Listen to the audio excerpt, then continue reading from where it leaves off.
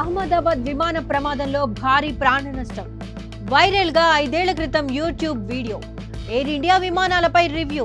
ప్రయాణికుల భద్రతకు ప్రాధాన్యత ఇవ్వాలని డిమాండ్స్. నమస్తే, వెల్కమ్ టు ఆంధ్రప్రభ. నేను విద్య.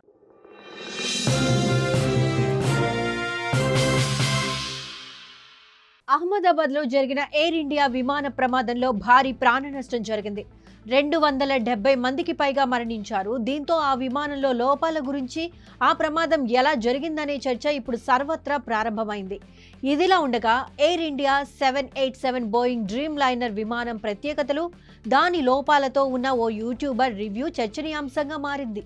జోష్ కాహిల్ అనే ట్రావెలర్ బ్లాగర్ 2020 జనవరి 22న యూట్యూబ్లో ఎయిర్ ఇండియా 787 ఎకానమీ క్లాస్ గురించి రివ్యూ చేస్తూ ఒక వీడియో రిలీజ్ చేశాడు. ఈ 11 నిమిషాల వీడియోలో ఫ్రాంక్ఫర్ట్ నుంచి ఢిల్లీకి బోయింగ్ 7878 విమానంలో ప్రయాణ అనుభవాన్ని వివరించాడు. ఎయిర్ ఇండియా సేవలు, సౌకర్యాలు, సమస్యల గురించి చర్చించాడు. అప్పట్లో ప్రభుత్వ యాజమాన్యంలో ఉన్న ఎయిర్ ఇండియా సవాళ్లను కూడా విశ్లేషించాడు. ఈ వీడియో ప్రారంభంలో కాహిల్ ఎయిర్ ఇండియా సేవల గురించి సందేహం వ్యక్తం చేశారు. బోయింగ్ 7878 ఒక కొత్త విమానం కావడంతో అనుభవం మెరుగ్గా ఉంటుందేమోనని ఆశించాడు. రాత్రి 7 గంటలకు చెకిన్ చేసి ప్రయాణం ప్రారంభించి ఢిల్లీ చేరే వరకు తన ప్రయాణంలో అన్నీ వివరించాడు. ఫ్రాంక్ఫర్ట్ చెకిన్ సులభంగా జరిగినప్పటికీ ఎకానమీ ప్రయాణికులకు క్యూలు ఎక్కువగా ఉన్నాయని, బోర్డింగ్ సమయంలో గందరగోళం నెలకొందని జోష్ కాహిల్ చెప్పారు. బిజినెస్ క్లాస్ కుటుంబాలకు ప్రాధాన్యం లేకపోవడంతో గేట్ వద్ద గందరగోళం ఏర్పడింది. విమానంలోని ఎకానమీ క్యాబిన్లో మొత్తం 238 సీట్లు 333 విధానంలో ఉన్నాయి.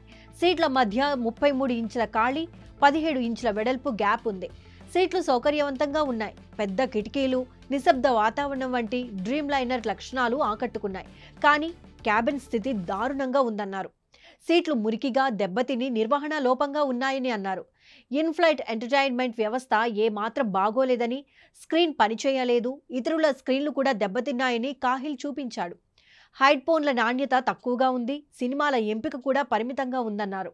అంతేకాదు భోజనం కూడా సరిగా లేదని, చికెన్ కర్రీ, రైస్, పాత క్రోసెంట్లు చల్లగా రుచి లేకుండా ఉన్నాయన్నారు. మొత్తంగా భారతీయ వంటకాలు రుచికరంగా ఉంటాయని ఆశించిన కాహిల్ నిరాశ చెందారు. సిబ్బంది మర్యాదగా వ్యవహరించినప్పటికీ వారు సర్వీస్ ఇవ్వడంలో అనాసక్తి చూపించారు. దుప్పటి ఇచ్చినా దిండు లేదు, వైఫై సౌకర్యం అసలే లేదు. 2020లో ఎయిర్ ఇండియా ఆర్థిక సమస్యలు, ప్రభుత్వ యాజమాన్యం వల్ల నిర్వహణ, సేవలు మెరుగుపడలేదని కాహిల్ చెప్పారు. డ్రీమ్ లైనర్ ఆధునిక విమానమైనప్పటికీ నిర్వహణ లోపం వల్ల సౌకర్యాలు సరిగా ఉపయోగపడలేదని అన్నాడు. ఢిల్లీకి సమయానికి చేరినప్పటికీ ఫ్లైట్లో ఎంటర్టైన్మెంట్, ఆహారం, సేవలు నిరాశపరిచాయన్నాడు. ఒక టికెట్ ధర కాస్త తక్కువగా ఉండటం ఒక్కటే ప్లస్ పాయింట్, కానీ అది సరిపోదని కాహిల్ అభిప్రాయపడ్డాడు. కొన్ని మంచి అంశాలు కూడా ఉన్నాయన్నాడు కాహిల్. సీట్ల సౌకర్యం, నిశ్శబ్ద క్యాబిన్, సమయ పాలన బాగున్నాయి. అయితే ఎయిర్ ఇండియా కొన్ని తక్కువ ధర విమానాల కంటే మెరుగని చెప్పాడు. అదే సమయంలో మిగతా తక్కువ ధర ఎయిర్లైన్స్ అయిన జెట్ ఎయిర్వేస్, స్టార్ అలయన్స్ విమానాలతో పోలిస్తే వెనుకబడిందని అన్నాడు. 2016 సంవత్సరంలో ట్విట్టర్ ఎక్స్లో ప్రయాణికులు సీట్ల సౌకర్యాన్ని మెచ్చుకున్నా మురికి క్యాబిన్, సిబ్బంది నిర్లక్ష్యాన్ని తప్పుపట్టారు. మొత్తంగా ఎయిర్ ఇండియా 787 ఎకానమీ క్లాస్ సమస్యలతో నిండి ఉందని కాహిల్ చెప్పాడు. ఆధునిక విమానం ఉన్నప్పటికీ నిర్వహణ, సేవల లోపాలు సరిగా లేకపోవడం గమనార్హం. ఇక 2025 నాటికి 12 లక్షల వ్యూస్తో కాహిల్ వీడియో ప్రయాణికుల దృష్టిని ఆకర్షించింది. గుజరాత్లోని అహ్మదాబాద్లో జరిగిన ఎయిర్ ఇండియా విమాన ప్రమాదం దేశ చరిత్రలో అత్యంత ఘోరమైన దుర్ఘటనల్లో ఒకటి.